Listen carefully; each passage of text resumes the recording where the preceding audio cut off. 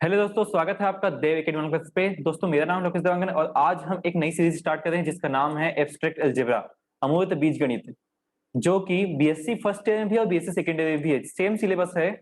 इसमें भी हम बीएससी फर्स्ट में भी एब्स्ट्रैक्ट अलजेब्रा पढ़ेंगे और बीएससी सेकंड ईयर में भी एब्स्ट्रैक्ट अलजेब्रा पढ़ेंगे। बीएससी सेकंड ईयर में पूरा का पूरा एक बुक है, एक पेपर है सेकंड ईयर में, और बीएससी फर्स्ट ईयर में सेकंड, थर्ड और फोर्थ यूनिट में ये टॉपिक है। ठीक है, तो सिलेबस सबसे पहले मैं आपको दिखा देता हूँ। देखिए सिलेबस क्या है।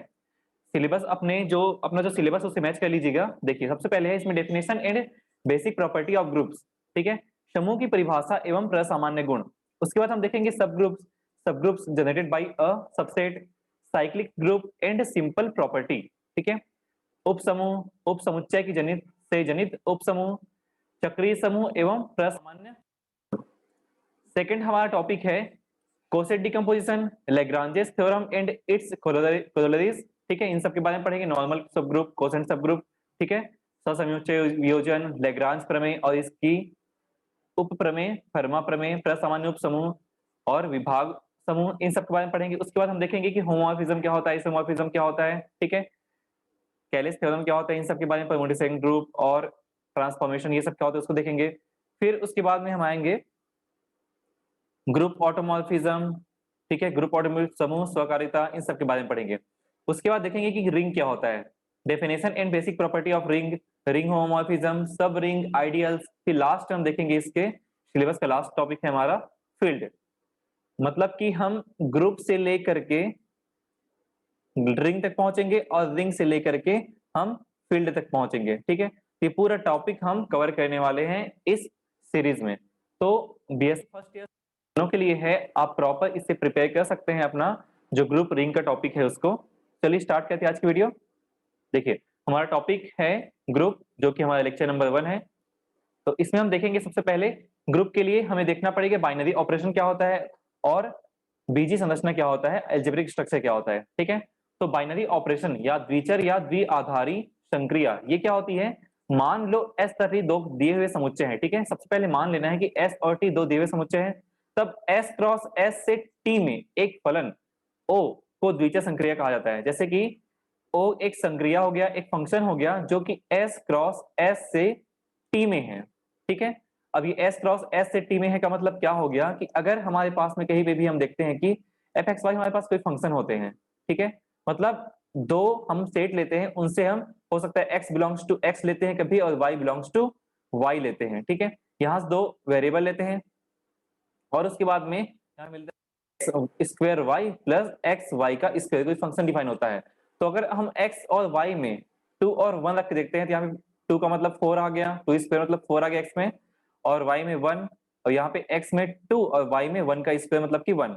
तो 4 प्लस 2 इज इक्वल टू 6 मिल गया हम लोग को। ठीक है, तो हम दो एलिमेंट लिए जिससे हमें एक एलिमेंट प्राप्त हुए। सेम वही चीज यहाँ पे होगा, क्रॉस प्रोडक्ट यहाँ होगा, यहाँ पे एस क्रॉस एस का, जिसमें दो सेट से हम वैल्यू लेंगे और केवल एक सेट में वैल्यू प्राप्त होगा। ठीक है, तो इस प्रकार से यहाँ पे डिफाइन है फंक्शन, और फिर इस फंक्शन के थ्रू हम इसको कहेंगे बाइनरी ऑपरेशन। ठीक है, जिससे दो फंक्शन, दो क्रॉस प्रोडक्ट या फिर कार्टिजन प्रोडक्ट कहते हैं इसको, कार्टिजन प्रोडक्ट से होकर के हमें एक ही सेट में वैल्यू प्राप्त होता है। ठीक है, अब देखिए यहाँ पे अतः द्विचर संक्रिया ओ समुच्चय एस क्रॉस एस से समुच्चय टी में सम्मिलित एक ऐसा नियम है जो समुच्चय एस के अवयवों S1 S2, इसमें S1 S2 लिया गया है, कि प्रत्येक क्रमित युग्म, देखिए यहाँ पे हमने क्रमित युग्म ही लिया है, ये इस क्रमित युग्म का फंक्शन बना हुआ है।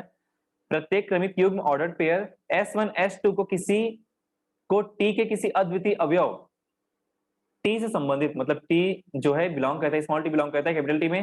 कैपिटल टी एक सेट है, समुच्चय है, संबंधित करता है। प्रतीकात्मक रूप में हम क्या करते हैं कि ऑपरेशन लगाते हैं S1 और S2 में, हमें मिलता है टी, और टी किसमें बिलोंग करता है, टी में। S1 S2 कहां से, S से है, मतलब कि हम ऑपरेशन लगाते हैं एक्स वाई में और हमें मिलता है वैल्यू किसी टी में। ठीक है, या किसी जेड में मिलता है वैल्यू, वही यहाँ पे हो रहा है। तो देखो ऑपरेशन लगा रहे हैं S1 S2 में मिल रहा है टी। ठीक है, मतलब इस सेट में ये क्या हो गया हमारा डोमेन, तो डोमेन में हम वैल्यू पुट करेंगे और को डोमेन में वैल्यू प्राप्त हो गया, फिर रेंज में हमें वैल्यू प्राप्त होगा। ठीक है, एस क्रॉस एस से हमें टी में वैल्यू प्राप्त होगा। तो ये होता है जो हम फंक्शन यहाँ पे डिफाइन करेंगे, जो फंक्शन यहाँ पे डिफाइन करेंगे जो कि एस से टी में होगा उसी फंक्शन को हम कहते हैं बाइनरी ऑपरेशन। अब यहाँ पे फंक्शन कुछ भी डिफाइन हो सकता है या बाइनरी ऑपरेशन कुछ भी हो सकता है। यहाँ पे बाइनरी ऑपरेशन को ओ लिया गया है, हो सकता है यहाँ पे प्लस हो जाए, ठीक है, तो यहाँ पे हमें प्लस लेना पड़ेगा, ठीक है। अगर यहाँ पे ओ की जगह इंटू रहे तो यहाँ पे इंटू का ऑपरेशन लेना पड़ेगा, ठीक है। अब यहाँ पे उदाहरण दिया गया है कि यदि एस सभी सदिशों का समुच्चय तथा टी सभी अदिशों का समुच्चय हो तो सदिशों के अदिश गुणनफल को व्यक्त करने वाली संक्रिया डॉट प्रोडक्ट कहलाती है, और जो सदिशों का सदिश गुणनफल होता है उसको क्रॉस प्रोडक्ट से डिनोट कहते हैं। तो यहाँ पे क्या बोला गया है कि अतः डॉट प्रोडक्ट समुच्चय एस क्रॉस एस से समुच्चय टी में एक द्वितीय संक्रिया है, परंतु अनेक महत्वपूर्ण स्थितियों में टी इक्वल टू एस लिया जाता है। देखो हम यहाँ पे क्या करते हैं, यहाँ पे टी लिया गया है, लेकिन मैक्सिमम जगह पे क्या करते हैं कि इसी सेट में हम ऑपरेशन अप्लाई करते हैं और उसी सेट में वापस ही मिलता है, मतलब कि यहाँ पे सिंगल एस रहेगा और इस सेट में प्राप्त, ठीक है, वैल्यू इसी सेट में प्राप्त होगा। मतलब अगर हम नेचुरल नंबर में लेते हैं तो नेचुरल नंबर से 1 + 2 करेंगे, कोई दो एलिमेंट लेंगे, एक 1 ले ली दूसरे 2 को ले लिए, बाइनरी ऑपरेशन डिफाइन है प्लस, तो 1 + 2 करेंगे तो हमें क्या मिलेगा 3 मिलेगा, जो कि नेचुरल नंबर में ही बिलोंग करता है, ठीक है। देखिए आगे, तो वो हो गया बाइनरी ऑपरेशन जो कि एस क्रॉस एस से एस में या फिर एस क्रॉस एस से टी में डिफाइन होता है, ठीक है, ये हो गया टी में। तो देखिए बीजीय संरचना या फिर एल्जेब्रिक स्ट्रक्चर क्या होती है, परिभाषा इसकी, एक अरिक्त समुच्चय जी लेंगे जो एक या एक से अधिक द्वितीय संक्रियाओं से सज्जित मतलब इक्विप्ड हो, मतलब एक बाइनरी ऑपरेशन लेंगे जिसको, जो हमारे पास सेट जी रहेगा, कोई सेट जी लेंगे जैसे कि नॉन एम्प्टी सेट जी लेंगे, नेचुरल नंबर ले लिए, जो एक या एक से अधिक द्वितीय संक्रियाओं से सज्जित हो, एक बीजीय संरचना कहलाती है। मतलब अगर कहीं पे हम n प्लस ले लिए, मतलब नेचुरल नंबर में हम क्या कर रहे हैं, नेचुरल नंबर का कोई दो एलिमेंट लेंगे जैसे कि और 5 ले लिए, और बाइनरी ऑपरेशन क्या डिफाइन है, प्लस डिफाइन है, जो यहाँ पे लिखा रहेगा वो बाइनरी ऑपरेशन है। यहाँ पे कोई सेट लेंगे नॉन एम्प्टी सेट, और दोनों को अगर एक साथ लिखा जाए, सज्जित का मतलब वही है इस प्रकार सजा दिया जाए या फिर इस प्रकार से इक्विप्ड किया जाए, तो उसे हम कहते हैं एल्जेब्रिक स्ट्रक्चर। जैसे n प्लस हो गया यहाँ पे, ठीक है, कहीं पे लिखा रहेगा r प्लस, मतलब रियल नंबर में लेंगे, रियल नंबर में डिफाइन रहेगा, नॉन एम्प्टी सेट क्या रहेगा, रियल नंबर रहेगा, और बाइनरी ऑपरेशन प्लस रहेगा। कहीं पे देखोगे आप कि रेशनल नंबर रहेगा और इसके साथ में डॉट रहेगा, हो सकता है डॉट रहे यहाँ पे, ठीक है। तो इस प्रकार से अलग अलग मिल सकते हैं, कहीं पे r प्लस डॉट मिलेगा, तो ये भी एक एल्जेब्रिक स्ट्रक्चर है। तो क्या बोला गया है कि कोई सेट नॉन एम्प्टी सेट जी लेंगे, जैसे यहाँ पे आ लिया गया है, तो नॉन एम्प्टी सेट जी लेंगे जो एक या अधिक द्वितीय संक्रियाओं, मतलब बाइनरी ऑपरेशन, बाइनरी ऑपरेशन क्या हो गया, यहाँ पे प्लस हो गया, यहाँ पे डॉट हो गया, यहाँ पे दो बाइनरी ऑपरेशन है, यहाँ पे केवल एक बाइनरी ऑपरेशन, यहाँ पे केवल एक बाइनरी ऑपरेशन है। इस प्रकार से हम अलग अलग बाइनरी ऑपरेशन ले सकते हैं। तो जी एक नॉन एम्प्टी सेट हो गया, यहाँ पे द्वितीय संक्रिया है, star plus dot O union intersection plus multi cross, यहाँ पे इस प्रकार से बाइनरी ऑपरेशन है, यहाँ पे द्वितीय संक्रियाएं हैं। तो G star G plus dot G star O and और आदि बीजीय संरचनाएं हैं, ठीक है। इस प्रकार दो या दो से अधिक, जैसे यहाँ पे एक या एक से अधिक, यहाँ पे एक हो गया, दो हो गया, तीन हो गया, चार हो गया, चार बाइनरी ऑपरेशन है, तब भी ये बीजीय संरचना कहलाएगी, ठीक है। मतलब ये जो हमारे पास में फॉर्म मिलेगा G plus dot G star O and inter and और इस प्रकार से जो भी मिलेंगे वो हमारा एल्जेब्रिक स्ट्रक्चर कहलाता है, ठीक है। अभी आगे क्लियर हो जाएगा आपको एग्जाम्पल्स, या फिर जब हम ग्रुप पढ़ेंगे तो उससे क्लियर हो जाएगा आपको, और ठीक है। अतएव यदि n प्राकृतिक संख्याओं का समुच्चय है, ठीक है, n एक प्राकृतिक संख्याओं का समुच्चय है, i पूर्णांकों का समुच्चय है, r वास्तविक संख्याओं का समुच्चय हो, तो n plus i minus r minus r plus dot सभी संरचनाएं हैं। r प्लस डॉट दो द्वितीय संक्रियाओं प्लस और डॉट से सज्जित एक बीजीय संरचना है, ठीक है। देखिए इस अध्याय में हम केवल एक ही द्वितीय संक्रिया वाली बीजीय संरचना का प्रयोग करेंगे, मतलब कि हम डॉट का प्रयोग करेंगे या फिर प्लस का प्रयोग करेंगे या फिर कोई स्टार का प्रयोग कर लिए, तो किसी एक ही द्वितीय संक्रिया का प्रयोग करेंगे, उसी का अध्ययन करेंगे हम इस अध्याय में। इसी बीजीय संरचना को समूह या ग्रुप कहा जाता है, ठीक है। इसके लिए कुछ कुछ हमारे पास में पॉइंट्स होंगे, उसको सेटिस्फाई करेंगे तो वो ग्रुप कहलाएगा। देखिए सबसे अब आते हैं ग्रुप, ग्रुप हमारा मेन टॉपिक है, तो देखते हैं ग्रुप क्या होता है। तो हमने क्या देख लिया, सबसे पहले बाइनरी ऑपरेशन क्या होती है, जो s क्रॉस s से t में डिफाइन होती है, उस फंक्शन को कहते हैं बाइनरी ऑपरेशन। और एल्जेब्रिक स्ट्रक्चर क्या होता है, उस बाइनरी ऑपरेशन को g के साथ लेके, मतलब कोई एक नॉन एम्प्टी सेट लेंगे g, उसके साथ में कोई एक या एक से अधिक बाइनरी ऑपरेशन लेंगे और दोनों को एक साथ मिला देने पर हमें क्या मिलेगा, एल्जेब्रिक स्ट्रक्चर मिलेगा। ठीक है, अब देखिए ग्रुप, ग्रुप क्या होता है, तो एक बीजी संरचना एल्जेब्रिक स्ट्रक्चर जी ओ ले लिए हम। ठीक है, यहाँ पे प्लस हो सकता है, डॉट हो सकता है, कुछ भी हो सकता है। अभी फिलहाल हम ओ लिए हैं क्योंकि यहाँ पे कोई भी एलिमेंट ले सकते हैं, कोई भी साइन ले सकते हैं करके, इसमें ओ ले लिया गया फिलहाल अभी, जो कि एक बाइनरी ऑपरेशन है, बीजी बाइनरी ऑपरेशन है, द्वितीय संक्रिया है, जहां जी एक अरिक्त समुच्चय नॉन एम्प्टी सेट है तथा द्वितीय संक्रिया ओ इस प्रकार परिभाषित है कि, इस पर परिभाषित है, ठीक है, ओ पर परिभाषित है, एक समूह या ग्रुप कहलाता है। कब कहलाएगा, यदि यह निम्न अभिगृहितों, समूह अभिगृहितों, ग्रुप एक्सियम्स कहा जाता है इसको। ठीक है, तो निम्न अभिगृहितों का पालन करता हो, मतलब यहाँ पे यहाँ 4 प्रॉपर्टीज है, इन सभी प्रॉपर्टीज को सेटिस्फाई करता है, मतलब कि ये जो जी ओ बना हुआ है, एल्जेब्रिक स्ट्रक्चर बना हुआ है, ये ग्रुप कहलाएगा। ठीक है, अब देखिए यहाँ पे G1 फर्स्ट प्रॉपर्टी हमारी संवरक अभिगृहित क्लोजर एक्सियम्स, जी द्वितीय संक्रिया ओ के सापेक्ष संवरक संवरक कहलाता है, अर्थात ए ओ बी बिलोंग करेगा जी में फॉर ऑल, सभी ए बी बिलोंग्स टू जी के लिए। इसका मतलब ये है कि हम कोई दो एलिमेंट लेंगे जी से, जी का कोई दो एलिमेंट लेंगे, देखिए यहां से दो एलिमेंट लेंगे कोई जी से, अगर हम प्लस डिफाइन करते हैं और अगर नेचुरल नंबर है हमारे पास, non empty set natural number है, यहाँ पे प्लस डिफाइन है, तो ऑपरेशन क्या हो गया हमारे पास में, बाइनरी ऑपरेशन प्लस हो गया। ठीक है, बाइनरी ऑपरेशन प्लस हो गया और नेचुरल नंबर का कोई दो एलिमेंट लेंगे, तो देखिए 1 ले लेते हैं और 2 ले लेते हैं, या फिर ऐसा कर दें 10 ले लेते हैं और 15 ले लेते हैं, तो कितना मिल जाएगा, 25 मिल जाएगा। ठीक है, तो n प्लस जो है 25 किस में बिलोंग करता है, नेचुरल नंबर में ही बिलोंग करेगा। ठीक है, मतलब कि इसमें का कोई दो एलिमेंट लिए और उसमें बाइनरी ऑपरेशन अप्लाई करने पर हमें नेचुरल नंबर में ही वो वैल्यू प्राप्त हो रहा है। अब नेचुरल नंबर का कोई भी एलिमेंट ले लो, चाहे 10 ले लो, चाहे 15 ले लो, चाहे कोई भी एलिमेंट ले लो, चाहे 500 लो, 1500 और 500 ऐड करने पर 2000 मिलेगा, जो कि नेचुरल नंबर में बिलोंग करता है। ठीक है, तो ए ओ बी, ओ मतलब क्या हो गया यहाँ पे प्लस हो गया, ए क्या हो गया हमारा 1500 हो गया और बी क्या हो गया 500 हो गया, जो कि नेचुरल नंबर भी आ रहा है। तो देखो कोई भी हम दो एलिमेंट लेंगे उस नॉन एम्प्टी सेट से, ठीक है, कोई दो एलिमेंट लेंगे और उसको ऑपरेट करने पर वापस से जी में प्राप्त हो रहा है, मतलब कि ये जो है क्लोजर प्रॉपर्टी सेटिस्फाई कर रही है, क्लोजर एक्सियम को सेटिस्फाई कर रहा है। ठीक है, तो क्लोजर क्या हो गया, हम कोई भी दो एलिमेंट लेंगे उसमें ऑपरेशन अप्लाई करने पर वापस से उसी सेट में वो एलिमेंट अगर मिलते हैं तो क्लोजर प्रॉपर्टी सेटिस्फाई होती है। ठीक है, संवरक नियम अभिसमर्थ अभिग्रहित सेटिस्फाई करता है, सत्य होता है। ठीक है, साहचर्य में क्या होता है कि द्वितीय संक्रिया लेंगे, ऑपरेशन हमारे पास बाइनरी ऑपरेशन डिफाइन है यहाँ पे, साहचर्य है अर्थात A B C belongs to G, तो क्या होना चाहिए, ए ओ बी, मतलब पहले इन दोनों में बी और सी तीन एलिमेंट लेंगे, जी से तीन एलिमेंट लेंगे और पहले दो एलिमेंट में बाइनरी ऑपरेशन अप्लाई करेंगे और फिर तीसरे में अप्लाई करेंगे। ठीक है, और उसके बाद में उसको इक्वल कराएंगे कि पहले दो एलिमेंट में बाइनरी ऑपरेशन अप्लाई करके तीसरे में बाइनरी ऑपरेशन अप्लाई करेंगे, तो वो इक्वल होता है या नहीं होता, अगर इक्वल होता है तो सही है, अगर इक्वल नहीं होता है तो गलत हो जाएगा।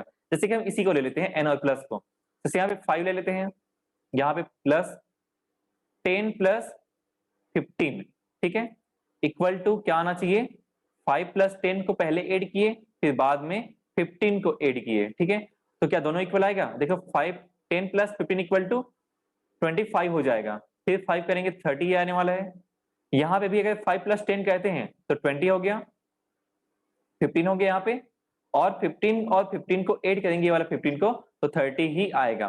तो चाहे आप इस ब्रैकेट को पहले सॉल्व करो चाहे इस ब्रैकेट को पहले सॉल्व करो, दोनों इक्वल ही आने वाला है। ठीक है, तो यहाँ पे क्या होता है, एसोसिएटिव प्रॉपर्टी सेटिस्फाई होती है। ठीक है, एसोसिएटिव प्रॉपर्टी सेटिस्फाई होती है, तो इसी प्रकार आपको सॉल्व करते जाना है हर एक क्वेश्चन को। ये हो गया क्लोजर एसोसिएटिव प्रॉपर्टी। थर्ड हमारा है आइडेंटिटी प्रॉपर्टी। आइडेंटिटी निकालने के लिए आपको क्या करना पड़ेगा, ई ओ ए, मतलब यहाँ पे ई ओ ए और ए ओ ई, ओ क्या है, बाइनरी ऑपरेशन है, तो इस जी में एक अवयव ई इस प्रकार है कि कोई भी एलिमेंट अगर लेते हैं जी से, कोई भी एक एलिमेंट लेंगे जी से जो कि ए है, और एक ऐसा एलिमेंट लेंगे ई जिसमें इस ए को बाइनरी ऑपरेशन से अप्लाई करने पर, बाइनरी ऑपरेशन लगा देने पर क्या होना चाहिए, हमें वापस से ए मिल जाना चाहिए। जैसे कि अगर हम इंटीजर नंबर लेते हैं, ठीक है, इंटीजर नंबर और प्लस ले लिए, तो इंटीजर नंबर कहां से कहां तक जाता है, माइनस इनफाइनाइट से लेकर -2, -1, 0, 1, 2, ठीक है। अब यहाँ पे अगर a कोई 5 ले लिए, ठीक है, ऑपरेशन क्या है हमारे पास में, प्लस है, ठीक है, ऑपरेशन प्लस है, a हमने 5 ले लिया, ऑपरेशन प्लस है, और e हम क्या ले लेते हैं, 0 ले लेते हैं, तो वापस से 5 मिल जाएगा, वापस a मिल गया, मतलब कि तत्समक अभिग्रहित यहाँ पे सेटिस्फाई होती है। और यहाँ पे केवल एक ही एलिमेंट के लिए चेक नहीं करना है, हर एक एलिमेंट के लिए चेक करना है कि अगर 10 लेंगे, 10 को 0 के साथ ऐड करने पर क्या 10 मिलता है या नहीं मिलता है, तो 10 तो मिल जाएगा। तो कहीं कहीं पे कुछ ऐसे बाइनरी ऑपरेशन भी होते हैं जिससे ये सेटिस्फाई नहीं होता है, आइडेंटिटी प्रॉपर एलिमेंट हमें नहीं मिल पाती है। जैसे कि हम नेचुरल नंबर अगर लेंगे, अगर नेचुरल नंबर लेते हैं प्लस के साथ में, तो नेचुरल नंबर में क्या होता है, अगर 5 ले लिए तो हमें अब आइडेंटिटी एलिमेंट के लिए क्या लेना पड़ेगा, 0 लेना पड़ेगा, ठीक है, 5 लाने के लिए हमें 0 लेना पड़ेगा। लेकिन 0 n में बिलोंग करता है क्या नेचुरल नंबर में, नेचुरल नंबर में 0 बिलोंग नहीं करता है, मतलब कि तत्समक प्रॉपर्टी सेटिस्फाई नहीं होती है, आइडेंटिटी प्रॉपर्टी सेटिस्फाई नहीं होती है n प्लस के लिए, मतलब कि n प्लस जो है ग्रुप नहीं है, क्योंकि ये आइडेंटिटी प्रॉपर्टी सेटिस्फाई नहीं करता है, क्योंकि आइडेंटिटी एलिमेंट इसमें नहीं है। कोई भी एलिमेंट लो, चाहे 10 लो चाहे 15 लो, अगर कोई भी एलिमेंट इसका ऐड कराते हैं तो 10 से ज्यादा हो जाएगा, सबसे छोटा नंबर 1 है तो 11 हो जाएगा, 10 नहीं मिल रहा है, मतलब इसमें आइडेंटिटी एलिमेंट नहीं है, ठीक है। अब देखिए आइडेंटिटी एलिमेंट नहीं है नेचुरल नंबर में, मतलब कि n प्लस क्या हो गया, एक ग्रुप नहीं है, n प्लस ग्रुप नहीं है। और z प्लस के लिए भी एक प्रॉपर्टी सेटिस्फाई करानी है, z के लिए भी क्लोजर प्रॉपर्टी सेटिस्फाई होती है, एसोसिएटिव प्रॉपर्टी सेटिस्फाई होती है, आइडेंटिटी तो हो गया। इनवर्स निकालने के लिए क्या करना पड़ेगा, अब इनवर्स में क्या होता है कि अगर हम कोई एलिमेंट लेते हैं, ठीक है, कोई एलिमेंट ले लेते हैं a, और एक ऐसा एलिमेंट हमें मिलना चाहिए जिसमें ऑपरेट करने पर e मिल जाए, e हमें भी क्या मिला है, इसके लिए 0 मिला है, ठीक है, इस सेट के लिए z के लिए e हमें क्या मिला है, 0 मिला है। तो ऐसा कोई a इनवर्स हमें प्राप्त हो जाए जिससे हमें 0 प्राप्त हो जाए, ठीक है। तो अगर 5 लेते हैं, 5 लेते हैं, इंटीजर नंबर में 5 होता है, तो a इनवर्स क्या हो जाएगा उसका, जिससे हमें 0 प्राप्त हो जाए, -5 लेना पड़ेगा। अगर -5 लेते हैं तो 5 -5 को 0 प्राप्त हो जाएगा, और -5 बिलोंग करना चाहिए z में, तो क्या -5 बिलोंग करता है z में, हाँ, -5 बिलोंग करता है z में, ठीक है। तो 5 -5 करने पर 0 मिल गया। अगर 10 लेते हैं तो -10 लेना पड़ेगा 0 करने के लिए, क्योंकि इसका आइडेंटिटी एलिमेंट क्या है, 0 है, z के लिए आइडेंटिटी एलिमेंट क्या है, 0 है, तो यहाँ पे 0 मिल गया 10 -10 करने पर, मतलब 10 का इनवर्स क्या हो गया, -10 हो गया, 5 का इनवर्स क्या हो गया, -5 हो गया, मतलब कि कोई ना कोई एक ऐसा एलिमेंट एग्जिस्ट करना चाहिए जिससे हमें आइडेंटिटी एलिमेंट प्राप्त हो जाए, या फिर इसके लिए आइडेंटिटी एलिमेंट 0 है तो 0 प्राप्त हो जाए। अगर -20 कहते हैं तो +20 लेना पड़ेगा, ठीक है, जिससे 0 प्राप्त हो जाएगा, और दोनों ही एलिमेंट बिलोंग करते हैं z में, ठीक है। तो यहां से ये 4 प्रॉपर्टीज अगर सेटिस्फाई होती है तो उसे हम कहते हैं ग्रुप, ठीक है। और लाइन से ही आपको निकालना पड़ेगा सबसे पहले क्लोजर प्रॉपर्टी, फिर satisfactory property, associative property. Identity निकाले बिना आप इनवर्स सकते, ठीक है, आपको पहले आइडेंटिटी निकालना पड़ेगा, तभी आप इनवर्स निकालोगे, अदरवाइज वो गलत हो जाएगा। देखिए अवयव ए डेस द्वितीय संक्रिया O के सापेक्ष अवयव A का प्रतिलोम कहलाता है। अब यहाँ पे अगर ये चारों प्रॉपर्टी सेटिस्फाई होती है, मतलब कि ये ग्रुप कहलाता है, ठीक है, ग्रुप कहलाता है। अब इसके बाद में देखिए ग्रुप के बाद में अगर चारों प्रॉपर्टी सेटिस्फाई हो गए, अब हम थोड़ा आगे आते हैं, तो आबेलियन ग्रुप आता है, ठीक है, ग्रुप हो गया। अब आबेलियन ग्रुप में आते हैं। आबेलियन ग्रुप में क्या होता है कि ये कॉम्यूटेटिव प्रॉपर्टी सेटिस्फाई करनी चाहिए, मतलब क्रम विनिमयी होना चाहिए, कि जो बाइनरी ऑपरेशन है वो क्रम विनिमयी भी होना चाहिए, जैसे कि हम कहते हैं जेड और प्लस, ठीक है।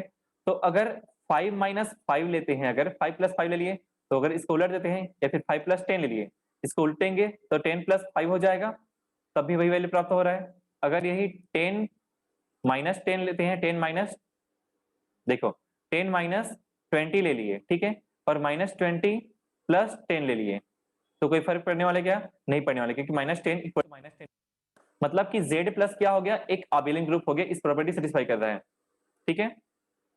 उल्टा कर देने पर अगर यहीं पे माइनस कर देते हैं, अगर माइनस करेंगे तो क्या मिलेगा, 5 - 10 = 10 - 5 हो जाएगा, ठीक है। 10 देखो 5 - 10 करेंगे तो क्या मिल रहा है हम लोग को, -5 मिल रहा है, और 10 - 5 करें +5 मिल रहा है, दोनों इक्वल नहीं है। तो Z माइनस के लिए, बाइनरी ऑपरेशन माइनस के लिए Z जो है सेटिस्फाई नहीं करता है क्रम विनिमयी समूह को, ठीक है, क्रम विनिमय वाली प्रॉपर्टी सेटिस्फाई नहीं करता है, क्योंकि 5 - 10 कर रहे हैं तो -5 मिल रहा है, और 10 - 5 कर रहे हैं तो +5 मिल रहा है, जो कि इक्वल नहीं आ रहा है, मतलब सेटिस्फाई नहीं कर रहा है क्रम विनिमय प्रॉपर्टी को। मतलब जेड माइनस जो है आबेलियन ग्रुप नहीं है, ठीक है। जेड माइनस जो है आबेलियन ग्रुप नहीं है, वो सिर्फ ग्रुप है, ठीक है। एग्जाम्पल से आपको बहुत सारे क्वेश्चन ऐसे मिलेंगे, एग्जाम्पल मिलेंगे, जिससे आपको पूरी चीज क्लियर होती चली जाएगी, ठीक है। देखिए, ये होता है क्रम विनिमय, मतलब कि A O B equal to B होना चाहिए, और सभी ए बिलोंग करना चाहिए जी में, ठीक है, सभी ए बिलोंग करना चाहिए जी में। तो अगर 5 प्रॉपर्टी सेटिस्फाई होती है तो उसे कहते हैं आबेलियन ग्रुप। अगर यहां तक 4 प्रॉपर्टी सेटिस्फाई होती है उसे हम कहते हैं ग्रुप। अब देखिए इसके आगे, यहां पे यहां तक हो गया। सबसे पहले हमने क्या किया, ग्रुप के लिए 5 प्रॉपर्टी सेटिस्फाई किए। फर्स्ट था हमारा क्लोजर प्रॉपर्टी, सेकेंड था एसोसिएटिव प्रॉपर्टी, थर्ड था आइडेंटिटी प्रॉपर्टी, आइडेंटिटी, फोर्थ था इनवर्स प्रॉपर्टी, फिफ्थ था हमारा कॉम्यूटेटिव प्रॉपर्टी, जिसको आबेलियन ग्रुप कहा गया था, कॉम्यूटेटिव प्रॉपर्टी। क्रम विनिमय नियम, क्लोजर समरक नियम, साहचर्य नियम, आइडेंटिटी तत्समक अवयव मिलना चाहिए, इनवर्स मतलब कि प्रतिलोम अवयव मिलना, प्रॉपर्टी सेटिस्फाई करनी चाहिए। क्लोजर के लिए क्या था, अगर कोई भी सेट या फिर कोई भी एल्जेब्रिक स्ट्रक्चर, कोई भी एल्जेब्रिक स्ट्रक्चर स्टार ले सकते हैं, अभी वो ले लेते हैं, कोई भी एल्जेब्रिक स्ट्रक्चर अगर सिर्फ क्लोजर प्रॉपर्टी सेटिस्फाई करता है, बाकी कोई प्रॉपर्टी सेटिस्फाई नहीं करता है, सिर्फ क्लोजर प्रॉपर्टी सेटिस्फाई करता है, उसको हम कहते हैं, तो इस जो जीओ है उसको हम कहते हैं ग्रुपॉइड, ठीक है, ग्रुपॉइड कहते हैं, ग्रुपॉइड कहते हैं, ठीक है। अगर closure plus associative property satisfy करता है कोई भी एल्जेब्रिक स्ट्रक्चर, क्लोजर और एसोसिएटिव प्रॉपर्टी सेटिस्फाई करता है, उसे हम कहते हैं सेमी ग्रुप, ठीक है, सेमी ग्रुप। अगर कोई भी एल्जेब्रिक स्ट्रक्चर इन तीनों प्रॉपर्टी सेटिस्फाई करता है, मतलब कि क्लोजर, एसोसिएटिव और आइडेंटिटी प्रॉपर्टी सेटिस्फाई करता है, मतलब कि उसे हम कहते हैं मोनोइड, ठीक है, मोनोइड। मोनोइड फर्स्ट में इसको सेटिस्फाई किया मतलब कि ग्रुपॉइड, इन दोनों को किया मतलब कि सेमी ग्रुप, इन दोनों को सेटिस्फाई किया मतलब कि तीनों को सेटिस्फाई किया मतलब कि मोनोइड, और चारों को अगर सेटिस्फाई करता है उसके हम कहते हैं ग्रुप, ठीक है। और जीओ अगर पांचों को सेटिस्फाई करता है उसे हम कहते हैं आबेलियन ग्रुप, आबेलियन ग्रुप। इसको नील आबेल ने कॉम्यूटेटिव प्रॉपर्टी लाया था, इसलिए इसको आबेलियन ग्रुप कहते हैं, ठीक है। यहां तक हो गया, बस वही चीज आगे लिखा हुआ है। देखो सबसे पहले क्या लिखा हुआ है कि कुछ परिभाषाएं, समूहाव या द्विचर बीजगणित, ग्रुपॉइड या बाइनरी एल्जेब्रा। तो बस वही चीज लिखा हुआ है कि अगर समूहाव होता है, कब होता है, जब ये ए बी बिलोंग्स टू जी है तो ए ओ बी बिलोंग्स टू जी होना चाहिए, सभी ए बी बिलोंग्स टू जी के लिए। मतलब ए ओ बी का मतलब क्या था, पहला प्रॉपर्टी था हमारा, देखो पहला प्रॉपर्टी था ए ओ बी, सिर्फ इसी प्रॉपर्टी सेटिस्फाई करता है, मतलब कि उसको हम कहते हैं ग्रुपॉइड, ठीक है।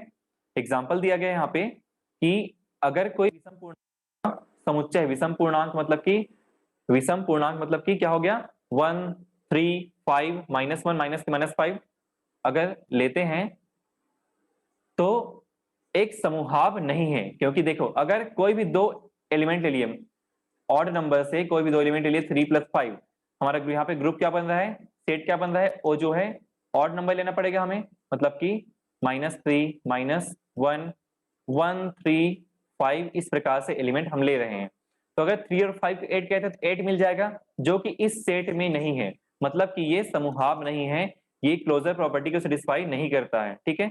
8 जो है बिलोंग नहीं करता है ओ में, मतलब कि ये समूहाव नहीं है, ग्रुपॉइड नहीं है। अब आते हैं नेचुरल नंबर पे। नेचुरल नंबर का समुच्चय में क्या होता है, पूरा का पूरा एलिमेंट रहता है, मतलब 1 2 3 4 5, इसमें कोई भी नंबर ले लो, चाहे 1 + 8 ले लो, चाहे 10 + 2 ले लो, हर एक एलिमेंट को ऐड करने पर नेचुरल नंबर में ही प्राप्त होता है, मतलब क्लोजर प्रॉपर्टी सेटिस्फाई करता है, और क्लोजर प्रॉपर्टी सेटिस्फाई करता है मतलब कि ये एक समूहाव है, ठीक है, n+1 समूहाव है।